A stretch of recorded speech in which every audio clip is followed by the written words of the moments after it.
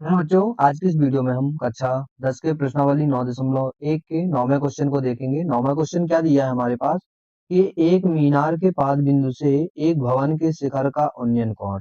पहले हम यहाँ पे एक मीनार बना लेंगे। ये हमारे पास एक मीनार है और एक यहाँ पे भवन दिया गया है। भवन अलग से है, मीनार अलग से है। तो बोला गया है कि जो मीनार है, ये हमारी जो मीनार है, मीनार के पाद बिंदु से मतलब ये जो निचला हिस्सा है, इस निचले हिस्से से भवन के शिखर का जो उन्नयन कोण है, ऐसा उन्नयन कोण कितना है यहाँ पे 30 डिग्री है। कितना बोल रहा है क्वेश्चन में? 30 डिग्री। तो हम यहाँ पे 30 डिग्री लिख लेंगे। आगे क्वेश्चन में बोल रहा है और भवन के पाद बिंदु से मीनार के शिखर। भवन हमारा ये है, यहाँ पे नाम डाल देंगे, ये हमारा भवन है और ये मीनार है। तो भवन के बोला है पाद बिंदु से मीनार के शिखर का जो उन्नयन कोण है, इसके लिए उसने बोला है ये कितना है, ये इसने बोल दिया है 60 डिग्री है। फिर आगे क्वेश्चन में बोलता है यदि मीनार 50 मीटर ऊंची है, मतलब ये जो मीनार है ये, इसके लिए बोल दिया है कि ये कितनी मीटर ऊंची है, यहाँ से लेके यहाँ तक की 50 मीटर की ये ऊंचाई है। तो क्वेश्चन में बोलता है तो भवन की ऊंचाई निकालो। ये ऊंचाई निकालने के लिए क्वेश्चन में पूछ रहा है। तो हम यहाँ पे ए डाल देंगे, बी, सी और डी। ऐसा क्वेश्चन में बोल रहा है हमें ये ऊंचाई निकालनी है, भवन की ऊंचाई निकालनी है। तो हम पहले सबसे छोटा वाला त्रिभुज लेंगे, फिर इसके बाद ही हम बड़ा वाला त्रिभुज लेंगे। छोटा वाला त्रिभुज हमारा ये वाला हो जाएगा और बड़ा वाला ये। तो हमें क्या करना है, हमें बीसी का मान पता नहीं है, तो बीसी के लिए हम यहाँ पे मान लेंगे एक्स। क्या मान लेंगे? एक्स। तो पहले ये जो क्वेश्चन में पूछता है, पूछता क्या है कि भवन की ऊंचाई निकालो, तो हम मान लेंगे। तो लिखेंगे माना कि भवन की ऊंचाई बराबर एच मीटर है। ये हमने भवन की ऊंचाई को मान लिया। अब क्या दिया क्या गया है वो लिख लेंगे। दिया गया है, क्या दिया गया है? दिया गया है कि जो मीनार की ऊंचाई सीढ़ी है, मीनार की ऊंचाई जो सीढ़ी है वो कितनी दी गई है? 50 मीटर ये दी गई है। और कोण क्या दिए गए हैं? कोण बी दिया है 60, लिख लेंगे। कोण बी बराबर 60 डिग्री। और कोण सी हमारा दिया है 30 डिग्री। और सी बराबर 30 डिग्री ये दिया गया है। और हमने BC बराबर क्या कर लिया है? x हमने मान लिया है। तो यहाँ पे कोष्टक में माना लिख लेंगे। अब हमें देखेंगे बड़ा त्रिभुज, छोटा त्रिभुज हमारा है ABC और बड़ा त्रिभुज है BC और D। तो हम पहले सबसे छोटा त्रिभुज देखते हैं। तो ABC में लिखेंगे, क्या लिखेंगे? लिखेंगे त्रिभुज ABC में। इस वाले त्रिभुज की बात हो रही है ABC में।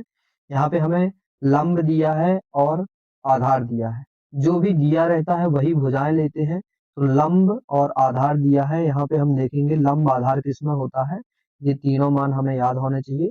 लंब और आधार किसमें होता है? tan थीटा में होता है। तो हमें यहाँ पे tan थीटा लेके चलना पड़ेगा, लेके चलेंगे। tan थीटा बराबर होता है लंब बटे आधार। tan थीटा, थीटा की वैल्यू क्या है इस वाले त्रिभुज में?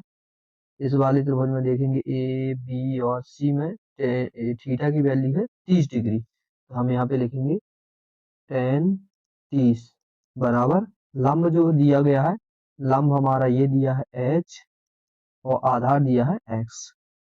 tan 30 का मान होता है, कितना होता है tan 30 का? 1/√3।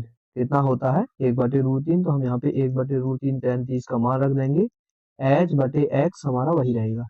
अब तिर्यक गुणा कर देंगे, लिखेंगे तिर्यक गुणा करने पर, जब तिर्यक गुणा करेंगे तो x का हम 1 के साथ करेंगे, h का √3 से। जब x का 1 के साथ करेंगे तो x से कम x, और h का √3 से गुणा करेंगे तो h√3।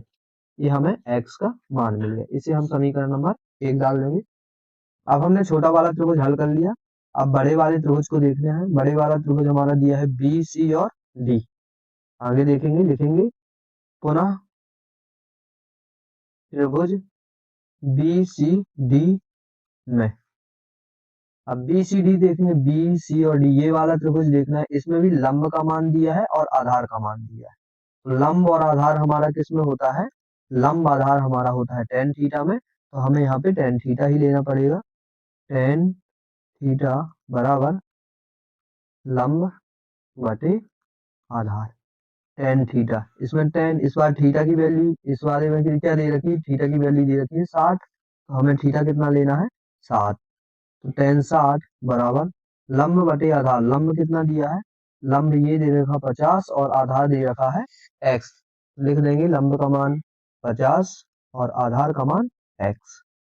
tan 60 का मान कितना होता है, tan 60 का मान होता है √3 बराबर 50 बटे x, x इसके बटे में 1 लेके तिर्यक गुणा कर देंगे, x का √3 से गुणा करेंगे तो x √3 और 50 का 1 से गुणा करेंगे तो 50 एकम 50। यहाँ पे हम x का मान रख देंगे, इसे डाल देंगे समीकरण नंबर 2, लिखेंगे समीकरण 2